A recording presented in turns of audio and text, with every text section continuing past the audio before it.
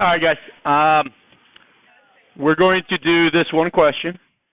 And this is a paired sample. Okay, so we got a dependent sample. We got small size, so we're going to use a t distribution. And this one says that and then there's actual studies for this that say that just by going through the experience of taking a standardized test, regardless of what you get on it, you will do better the second time. Does that make sense?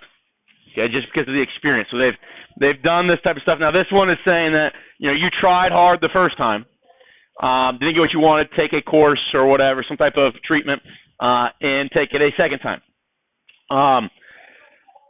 They want to determine, is there sufficient evidence to support that this class or whatever you took does improve scores.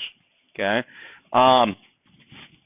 so they took 10 students and did this with them, and we want to come up with a conclusion of whether this was an effective treatment. Okay, so it says an SAT preparation course claims to improve the test scores of students. Okay, so here's the issue. Okay, we have to decide how we're going to write our hypotheses. And when it says improve, that means gets better, right? Or gets larger in regards to a score. So greater than. We see how we can kind of connect the pieces here. Okay, so when it says improve, that means we're going to get better scores. So that means that your scores, I'm just saying score 1, okay, is going to be less than score 2. Okay, and this is where it's because of the order that we are comparing them. That says that after you take this course, you're going to improve your scores. That's the claim. If that's the claim, then the null hypothesis has to be the complement to that. Okay. Now, that is how we gain that set of hypotheses through reading the scenario. Okay. But it does not match to how we'll see our hypotheses established inside a statistical package.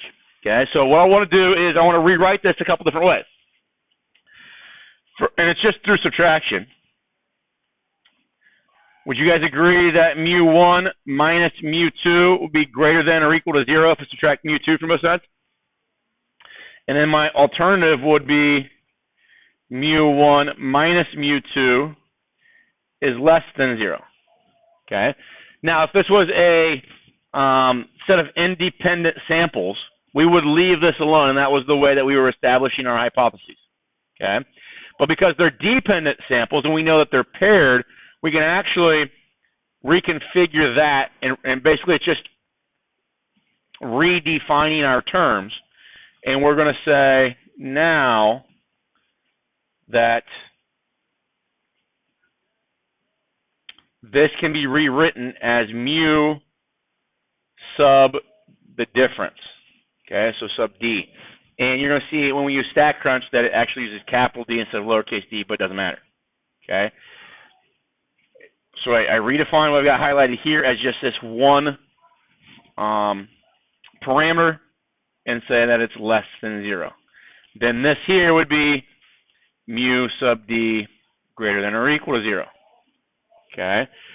This is the way that most statistical packages will kind of structure their applets for you to put your data into. Okay. Now, that's if we went first minus second. Okay, first score minus second score. Well, if we're trying to improve, that actually ends up being, like we stated here, ends up being a negative value. Okay, if you don't like that, you can rewrite these as, okay, I'm going to take the second score, mu2, and it's going to be greater than mu1. And that is more, I think that says improves better than this says improves, because it's left to right to me. Okay. So then this would be the complement of that. Okay. And as we go, so I'm going to go through quickly and create the alternative approaches here on how you can write these hypotheses. This one here would be, now would be mu2 minus mu1 is less than or equal to 0. Here would be mu2 minus mu1 is greater than, is greater than 0.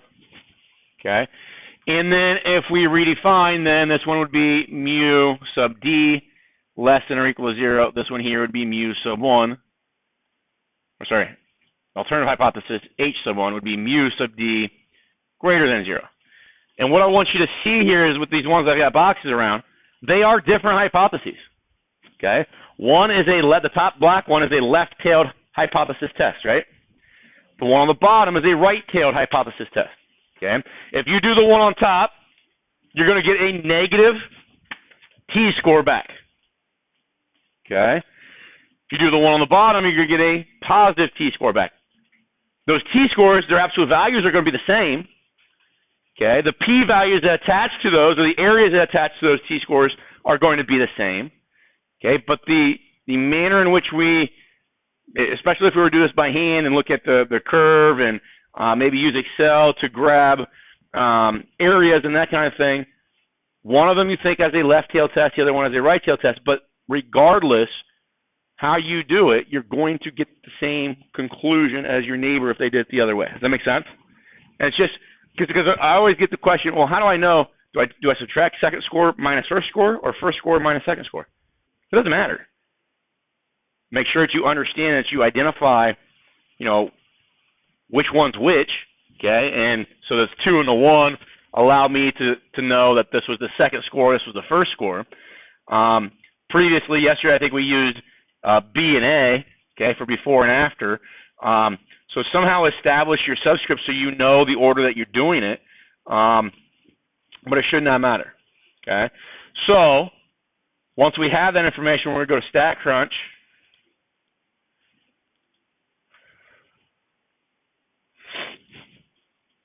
And let's plug that information in. So this will be, just going to redefine that as the first, and this as the second. Now I'm just going to type my data in here real quick, 308.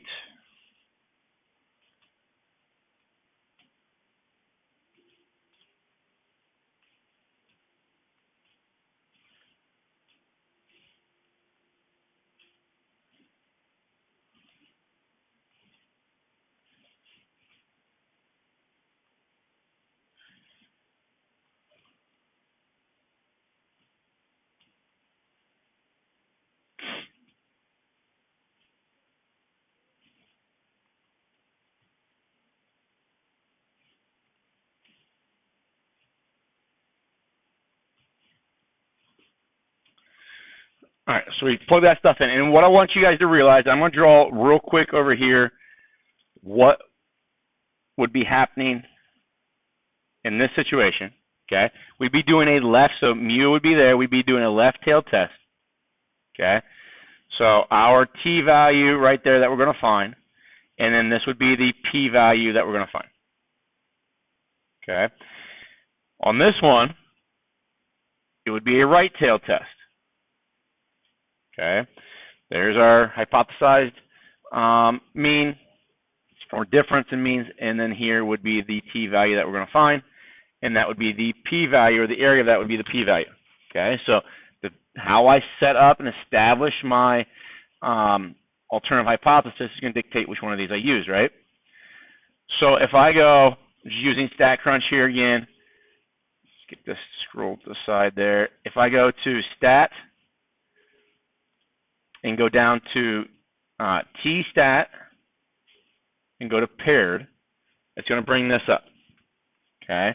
And we're going to select our column, okay? So the way that I've got this first one set up, we went mu1 minus mu2. So I'm just going to go first minus second, okay? And that will align with this top hypothesis test. So that means I have, and this is where I was saying that it's important. Now they do say that mu D is equal to mu1 minus mu2, okay? But you see here then that they identify the the null hypothesis as U or mu D, and here the alternative is mu D. So I think I need an understanding of this as well as this. But that's going to be 0 there, and now because of the way we wrote this, it's going to be a left-tailed test. And I hit compute, and it's going to give me that information, okay? And you can see then that so the mean was negative, standard errors, that value, degrees of freedom, your t-test, okay, your t-score, your t-statistic, whatever you want to refer to that as, that's a negative. And that's the idea that it's over here to the left of 0, correct? Okay, so it should be that left-tailed test. Now what I want to do is I want to close that. When I close it, it really doesn't disappear. So StatCrunch is more of a tool, I think, that was designed for learning and not so much designed for application. Meaning that there are, if I'm a business and I want to use a statistical package to make decisions and help me earn profits, I'm probably not going to use StatCrunch. I'd use like SPSS or something like that, because those are designed for people that know exactly what they're doing and not learning this stuff for the first time. But this one here, I'm going to do what we did down here in the red. So that was second minus first. Okay? So if it's second minus first, then we change that to a right-tailed test, and we compute, and now we get those results. Okay? And this is kind of the learning component that this provides. I can go to these results and pull up previous results and compare them. Okay? And what I like here is that it's able to show you this went first minus second, this went second minus first. The means are different, but their absolute values are the same. And they're different here because those are negative, okay? Because this program did increase scores, so then we get a negative if we go first minus second. Standard deviations are standard errors. Standard errors are still the same value, right? Degrees of freedom, same value. Now the t-statistic, because this was a left-tailed test, became negative. This is a right-tailed test, so it becomes positive. So now if I go back to this, you can see that bottom graph being the one modeled by that bottom table. Okay? But are the p-values the same? Okay? Now, at some level, they start to, and this program says, some will, I think Excel just spits back 0, okay? Which really is impossible because there's always area underneath the curve. This just says it's less than 0.001 or 0.0001, which still allows you then, it allows you to make a comparison on alpha levels all the way up to basically 0.01%, which is a very small alpha level. But you see the tool that we use to make a rejection or to fail to reject is the p-value, and they're the same in those situations.